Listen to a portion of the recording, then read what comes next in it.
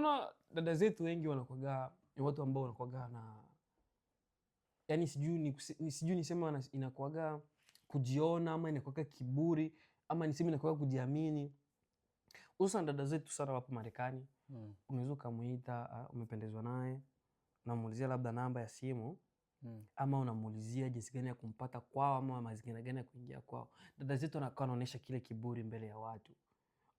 Ile sura ambayo wanakuwa wanaonyesha ni mojawapo ya kujiprotect ama ni dharau ambayo wanakuwa wanapenda kutuonyesha si wanaume ama inakuwa kitu gani zaidi sana ambacho ushakajifunza kuhusiana na wanawake kama nao?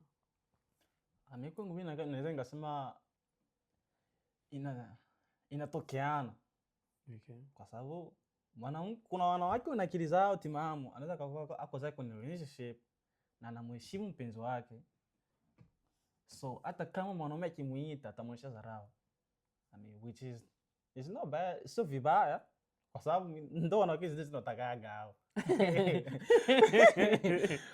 Uko na mie hivi, wengine jamaa kikuja kuna mbwembwe, mshushie mpandishe, mshushe na kumpandisha tu.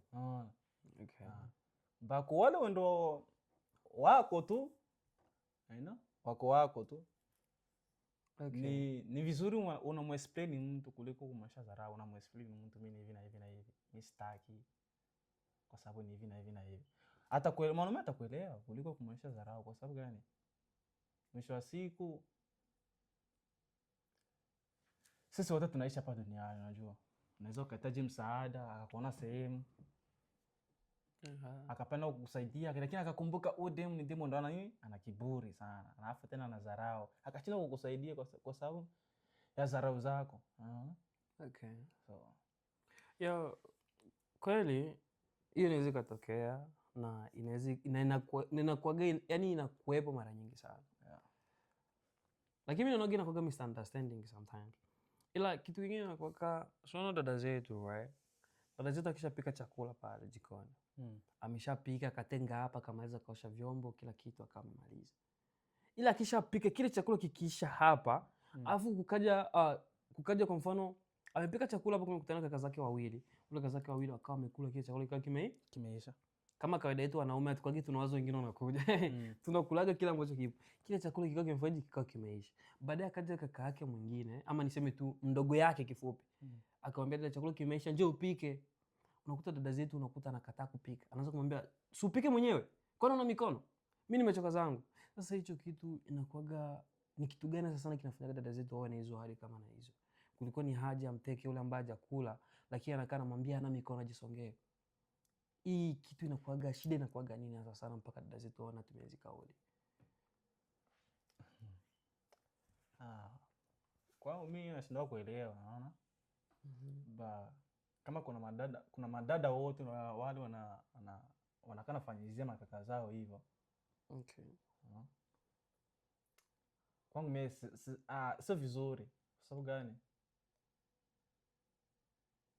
Wote wale pale makaka zao. Hauwezi ukapangia wamoja chakula, alafu kama mwingine alikuwa kazini au alikuwa shule akaja akakuta hakuna chakula, alafu akapeleka ripoti kwa dada yake ili angalie kama anaweza kumtengenezea chakula, lakini dada yake hamuoneshi ule upendo. Ni kitu kinamfanya ule mwendo akukua yako kipindi huko chakula ajisikie vibaya. Okay. Ajisikie kama vile wewe unamchukia hivi. Okay. Hususan sana dada zetu, chakula kadiri si wanaume jinsi tulivyo, na kawaida yetu si wanaume hatukwagi tunafikiria kwamba mwingine anaweza akaja ama mwingine yuko anakuja. Sisi tunawazaga si ambao tuko hapa kwa tushachukua tupige basi tumalize. Sasa ile kitu ya kutokufikiria ambaye anakuja, yule ambaye anakuja akifika, akikuta chakula kipo, akiomba mumfanyizie, mwe mnajitahidi kidogo, mnamfanyizia hata haraka haraka kuliko ni kumtolea yale majibu ambayo hayawezekani. Unaona? Ukimtolea majibu ambayo hayawezekani, mtu anakuwa anajisikia vibaya japokuwa hatosema. Anakuwa nisha kusema, unaona vitu kama na hiyo, na mambo kama na hayo.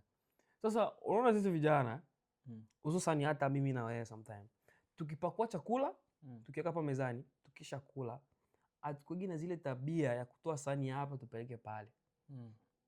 Lakini tukishamaliza kula hapa, chakula sahani tumeacha hapa, chakula tumeacha hapa, lakini tena still tunatoka hapo tunaenda na mikono pale.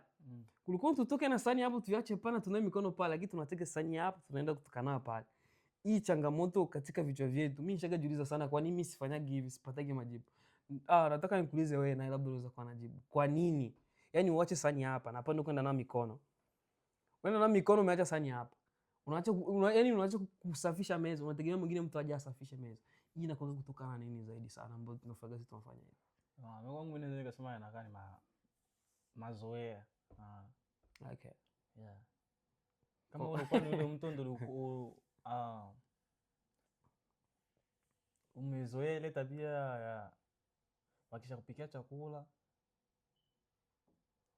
na kama uko unakula makundi hivi, ukimaliza kukula unasimama, wale wengine watawakia pale, watatoa mwisho.